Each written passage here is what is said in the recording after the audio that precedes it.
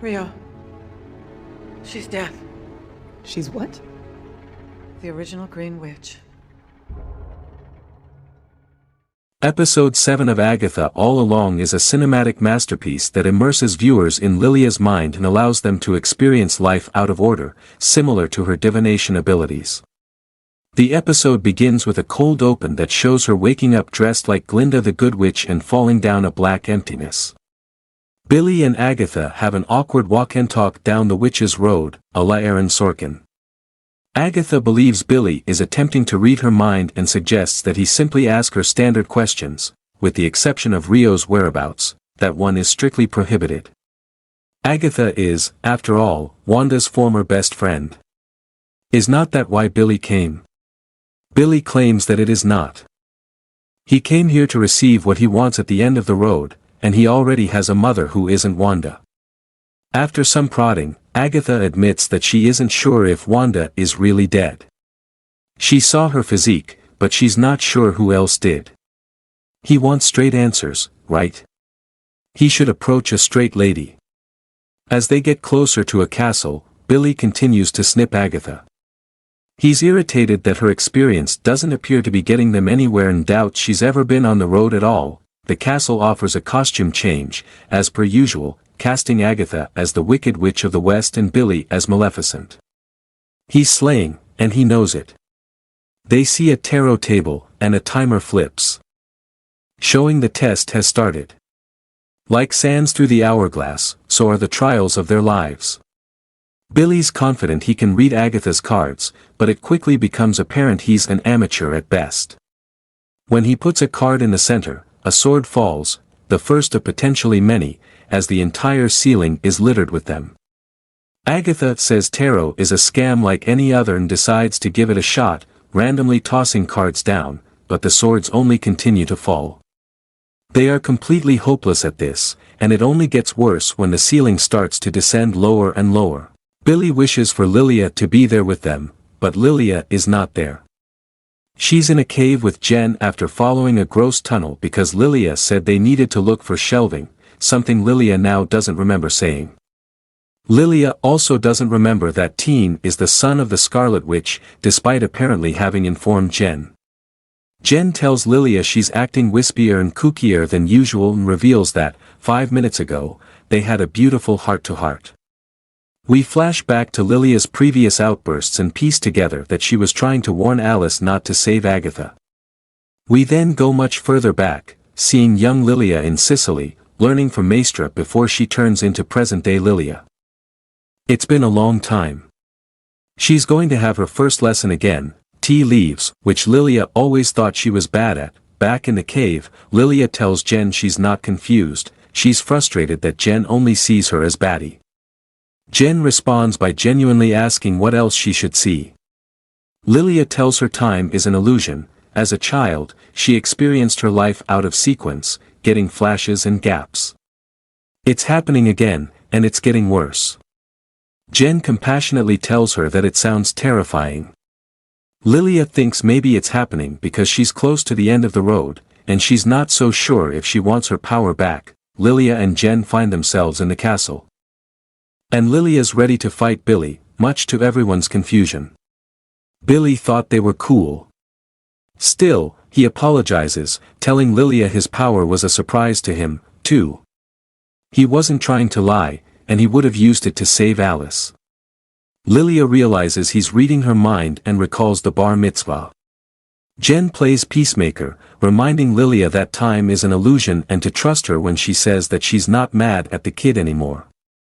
Lilia is mad they're all in witch costumes but pulls herself together, remembering she was doing a reading for Billy before she got confused. She's not sure what went wrong, as everything she said seemed pretty on point. Billy presses her about whether she cast the sigil, and she admits to it. She saw who he would become and knew he needed time. We continue flashing back to Lilia's outbursts in previous episodes, and everything Lilia says starts to come together. We also keep getting glimpses of her and Maestra, where Lilia admits that she's not rooted in nature, nimble with her craft, or part of a coven. This disappoints Maestra, but Lilia thinks it's better to be a fraud and a hermit than to go through the pain of loss. Lilia confesses she can't control her power, but Maestra tells Lilia her task is not to control but to see. In the cave, Lilia finds Billy's spellbook and admits to Jen she put her gift away because all she saw was death. Their conversation is interrupted when they overhear Billy and Agatha and fall into the tarot room from a bookshelf they find. Lilia takes control of the massacred tarot spread and tells Billy he must ask a question that's essential to his journey. Despite Agatha telling him to ask whether they're going to make it out, he wants to know whether he's William or Billy. The swords stop, and Lilia tells him it's a good question. Lilia does a safe passage spread, which includes who the teen is, the path behind him, his path forward, his obstacles, and a potential windfall. He must overcome them all to reach his destination. No more snide remarks from Agatha or Jen now, they shut up and watch Lilia work. Lilia tells Billy he's the magician, with enormous potential. What's missing is joy and reunion. Still, the swords keep falling. What is she missing? Lilia tells Maestra that the reason she came on the road wasn't to get her power back, it's that she's a forgotten woman. What's worth remembering? Lilia wants to know, that she saw Maestra's death coming.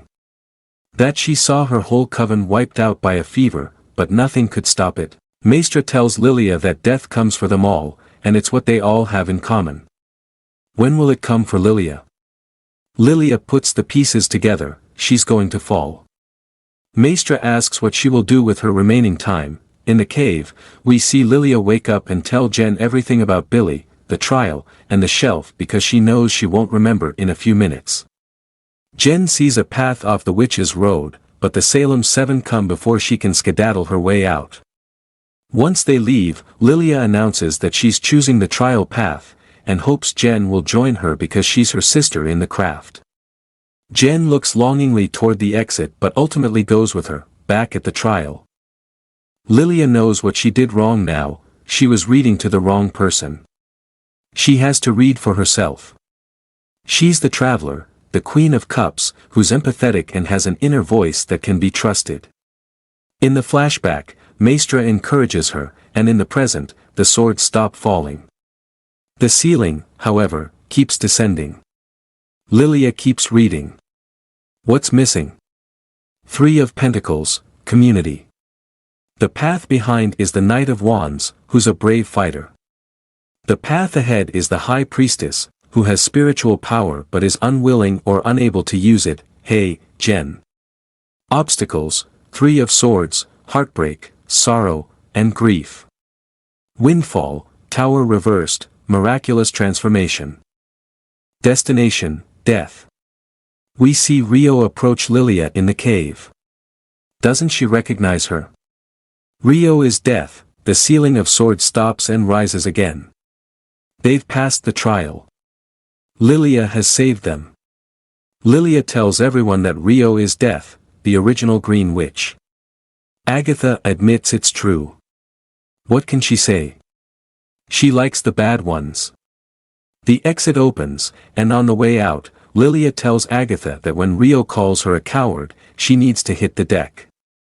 She gives Billy his spellbook back and tells Jen she needs to go ahead of her, she's the path ahead. Lilia tells Jen she loved being a witch and sacrifices herself to defeat the Salem 7. Lilia turns the tower card upright, and they all begin to float and then drop onto the swords, with Lilia falling last. We end with a flashback of young Lilia joining Maestra for her first lesson. I had high expectations for this episode, considering creator Jack Schaefer herself directed it, and it didn't disappoint. This was a beautiful, fitting end to Lilia's journey, one that had me bawling my eyes out for the entire second half of the episode. Everything was firing on all cylinders, from the costume design to the cinematography to the editing. And I'd be remiss not to shout out Lapone's stunning performance. The pain of loss, the frustration and terror of experiencing life out of order, and finally, the piece she made at the end of it all was simply gorgeous. While Lapone was undoubtedly the MVP of this episode, it's refreshing that everyone else got moments to shine as well. Getting to see Lilia bond with Jen in the cave was lovely, and the fact that she is revealed to be the path forward makes me hope she'll continue popping up in the MCU.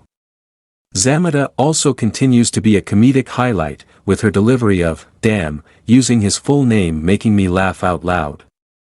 Billy and Agatha's bickering was ripe for humor, too. Their chaotic, disastrous failure at tarot reading before Lilia saved the day was hilarious. While I had my suspicions about Rio being deaf, the way the show pulled it off was once again masterful. That scene of her confronting Lilia in the cave in that costume. Chills. There's no doubt that's going to change the game and has me anxiously waiting, emphasis on anxiously, the final 2 episodes. It's a bad we only have a 2-part finale left. The first half of the season seemed to hint at more of a relationship between Agatha and Lilia being developed, with Lilia emerging as almost a surrogate mother in a manner, and it's a shame that there doesn't appear to be a road to bring that to completion now. Also, why didn't Lapone sing another rendition of The Ballad of the Witch's Road before her great sacrifice? Blasphemy. I'm pounding a dead horse, but extended episode runtimes, as well as a larger episode order count, would have benefited this show much. However, they are doing a lot with little, which is fairly magical in and of itself. That concludes our review for today, but the discussion is far from over. For more, leave a comment, hit like, and subscribe for more videos. Keep the magic of movies alive until the next time, signing off from FK Bytes.